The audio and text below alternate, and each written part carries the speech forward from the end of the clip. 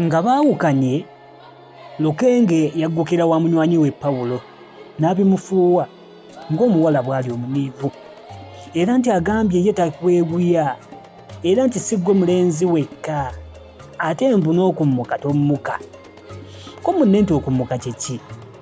N'amugamba nti ate ekyo okibuuza nze mmanyi mabidde gokka ge gammuka oba kale ge gatammuka, naye eby'abantu obutammuka nze sibimanyi, olwo olulimi lwammwe. Wabula Sseruganda neewuunyiza obujoozi bw'omukazi oli kubanga avudde mu kukuvuma n'akwanika bwanisi. Ate nakuvumire muffeffeka abasajja nedda, naye mu lujjudde lw'abakazi nga naye bw'olumanyi bamala nno ne baseka nga nno wali Nambwere. Bannange oba omuwala oyo wamukola ki? Ko munne nti ani? Ko Lukenge nti Nambwere alabika nga mulika bwanango. Awo nno munneewe yamubuuliza nti naye ddala omukazi ono TN mmukolere ki? N'ekyawa ŋŋende mmukube? Ko Lukenge nti nguyo okuba waaki? Tomanyi kuwandiika? Ko Pawulo nti bwe mmanya. Koli nti olimba nawe bulaja. Nze mpa obuyinza nkubagira ebbaluwa onoolaba temusudde n'eddalo. Okugenda okukakkana nga Lukenge ebbaluwa agibaze yali esoma bw'eti. Yagamba nti TN, ebbaluwa yo ngifunye naye mwattu, ogenza okulaba nga naawe osanidde okunnyimirirako. Era ddala tomanyi nti mu butuufu nze nali neefebeza bwefeebyo okukwagala. Yagamba era mukyala osuubira okufunayo omuntu eyeefaananyirizaako nange? Kale bw'omufunanga ontegeezangako ng'oyisa obubaka mu Lukenge, nange ndikwagaliza emikisa. N'ateekako omukono nti Pawulo. Ebbaluwa eno olwaggwa okuwandiika, Lukenge yadduka za mbwa era yaggukira wa TN. Yagenda akungiriza nti nedda. Nze simanyanga nti abantu tebategeera. TN kwe kumubuuza nti ate kiki? Mufunyeyo omuwala omulala n'abayisa obubi? Ndaba mwali mulowooza nti nze mubi nzekka, kale kamukaabe. Era akyeyongera okubaagaliza ebizibu, Lukenge kwe kusekamu ekiryazaamaanyi nti abeere nno omukazi wa obula ono Sseruganda Pawulo mbu naawandiisa ebbaluwa yeeno ng'akuvuma mbu tewamusaanira, mbunoonya abalala. Leero alinga omugulu w'eddalu, alowooza gwe abanoonya oba abalala be banaakunoonya. Ye banaakunoonya wanga nze mu bimunno ntunula wa? Ko TN nti aba naawe onoonya bayonka. Wabula Katonda amponyeza omusajja oyo, si ye mwavulunkupe, si ye yeppanka, si ye kalittima, si ye atunula ng'omutemu. Muwonye. Bwatyo TN bwe yayogera nga Pawulo bino abyogera kati. Buli bwe yali akyali naye teyabiraba. Bwe baali bakyali mukwano nga gubasaza mu kabuti, era Pawulo nti mwavu. Teyamulabako nti yeppanka, teyatunulanga mutemu, naye bwe bamaze okwawukana n'abiraba ebyo. Abaganda baalugera dda nti omukwano masavu ogalya gakyayokya, nti ate akwanguyira naawe omwanguyira, empogola we yasiza naawe w'ogisusira. Era kino Lukenge munnange yali akimanyi bulungi. Yali takkiriza mu nindiriza eyamezza Ssemitego. Bw'atyo ng'amaze okupasula mukyala TN, omukwano gwagenda mu maaso nga bugolo. Era Lukenge yasaba TN okumuggya mu masiga.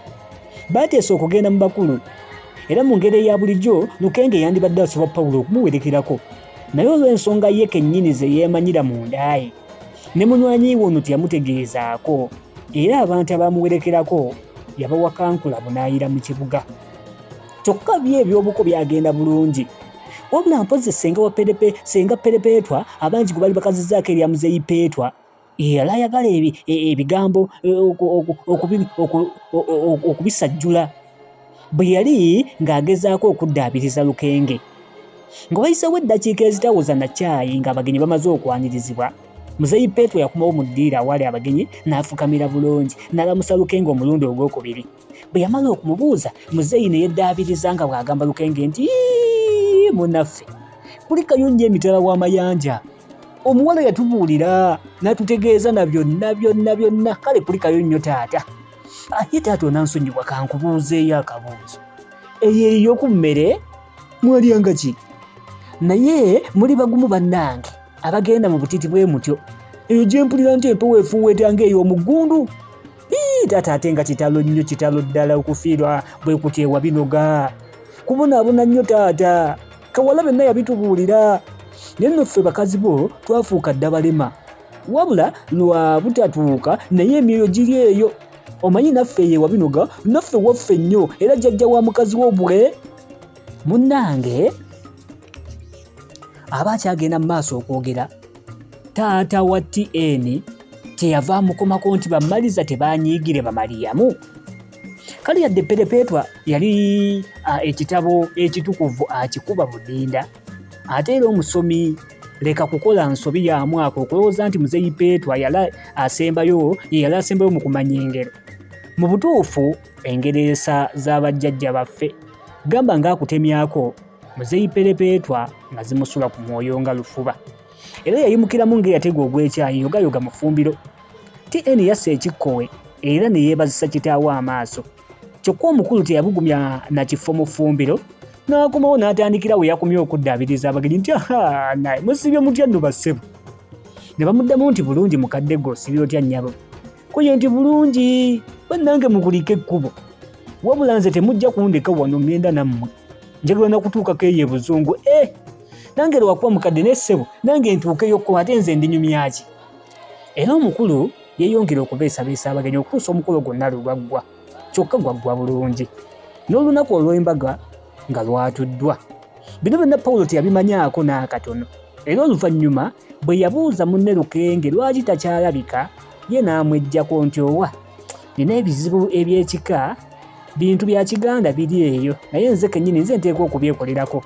Ko Pawulo nti badde ngamba nti Wambwa aludde. Kale nno yalinga omulaguzi. Lukenge yayongera ennyo okwewala Pawulo era n'asaba n'okuwummulako okumala ennaku 3. Olw'okubanga Pawulo ye yali omukulu, kale okusaba kuno kwa munywanyi we kwayita gy'ali, era munne teyamuliira mpinga, kwayitamu mangu. Ekiro ekimu Lukenge yaloota nga bamukutte ne TN, era Pawulo ng'amugoba nga bw'akutte n'embazzi, ate ng'amuweereddeko n'embwa, ate nga mu maaso yaddukira eriyo abayizzi nga bakutte emiggo n'amafumu, era nga batayizza eyo n'ebitimba. Kakati mbu bwe yadduka yali agenda okutoola ekitimba bw'ati n'agwa wansi mu bunnya obuwanvu ennyo.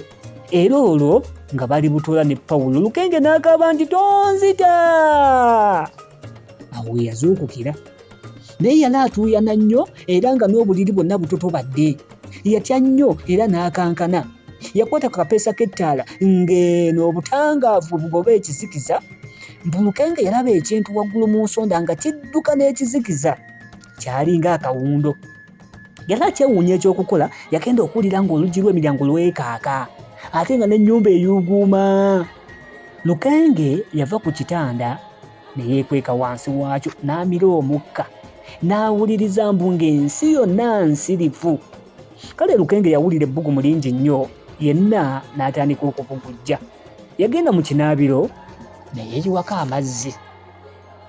Yali ava mu kinaabiro n'aseerera n'agwa ekigo Ssemago, enkizzi ne yeekaaka. Awo yavaawo ng'abendabenda, era yali yakatuuka ku kitanda, enkoko esooka n'ekookolima. Oli mu pulogulaamu tuba tusome akatabo Pawulo KIRIMUTTU kawandiikibwa Kulanyima Kalinda.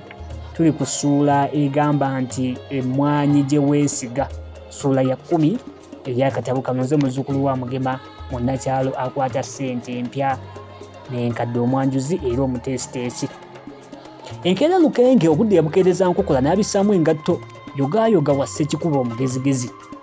Omugezigezi ono yatandika okutangaaza obuzibu bwa mwami Lukenge mu gaalubindi ze, era ng'amaze okubisengejja yabuuza Lukenge nti omusajja ono alinga mukwano gwo, ate erudda muganda waakwesimbyemu gwe ndaba akuwalanira ki? Mulimu nandi kibugagga oba gwe lwakuba muganzi eri bannammwe? Ye ng'akuli bukiika gwe tulaba engatta eyo gyetunudde eyo, ate ze ensimbi ezo. Ko Lukenge nti nange simanyi musajja kyanjagaza, so simulinaako bbanja lyonna, naye okuggyako abantu okulanga bannaabo obwemage. Ko Kalimagezi nti ate ono omukazi gwe ndaba. Ko Lukenge nti anti oyo gwannanga, bw'ayagala munzijjeko ate nga mbadde ŋŋenda kumuwasa.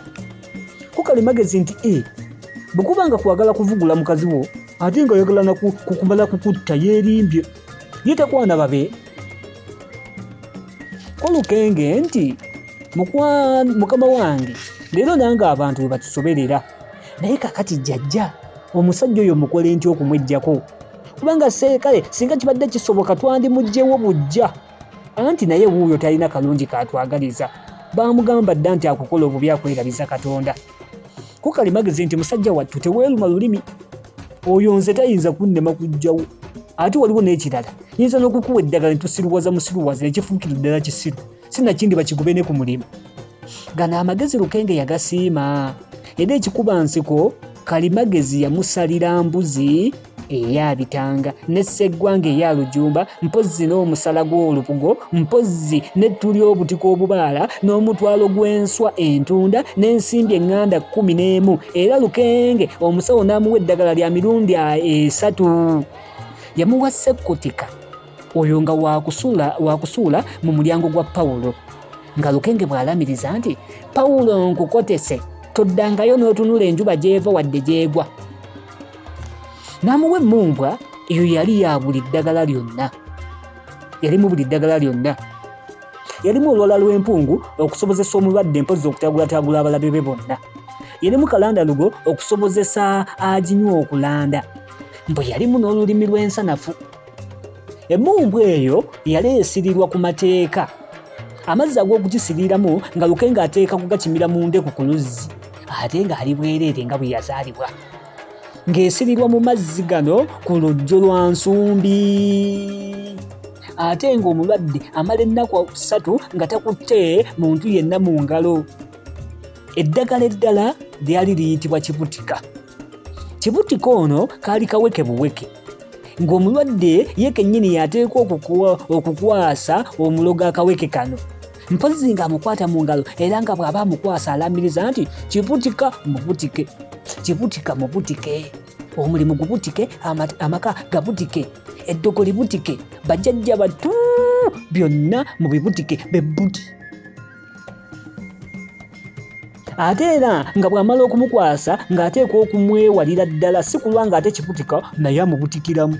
Era bwe gwali okumanya nga Lukenge yeewala Pawulo ne we yali yasengukawo. Oli mu pulogulaamu tuula tusome, ndowooza owulira obuwoomi bw'olulimi lwaffe Oluganda, olulimi lunnansanga oluwoomu. Essuula awo weekomye, essuula ey'ekkumi ey'akatabo kano, essuula egamba nti emmwanyi gyewesiga. Awo weekomye, nange ne ngiwunzikirawo. Tugenda sisinkana ku ssuula egamba nti agenekera atumaasa, ssuula ya 11, muzzukulu wa Mukama Munnakyala akwata empya n'enkadde, nze Mwanjuzi era omuteesiteesi wa pulogulaamu eno. Mukama Katonda abanjagalire era abankuumire, Ssaabasajja Kabaka awangaale.